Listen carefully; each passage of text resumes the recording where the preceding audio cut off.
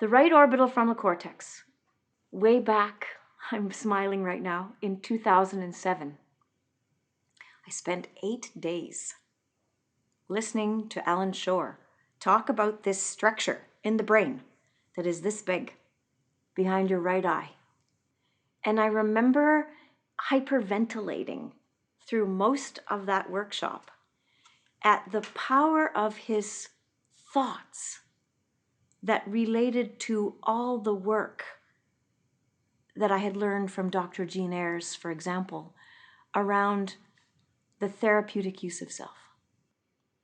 What's interesting is this structure, the right orbitofrontal cortex, especially shows up as a compromised, I'm going to say this with great emphasis, as a compromised structure in people who experience developmental trauma and in individuals, especially with eating disorders.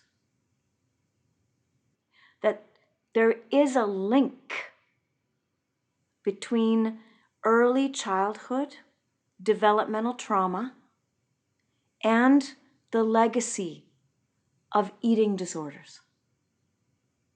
And that's a powerful one to sit with. For any of you, that this information, including myself, touches personally. That this back and forth serve and return between caregivers and children has its fingers in the inhibition or activation of our arousal for across our lifespan, and may lay itself into the circuits of interoception and our relationship with food. As I said previously, our relationship with food is our relationship with ourself. And much of that has its roots in our early childhood serve and return.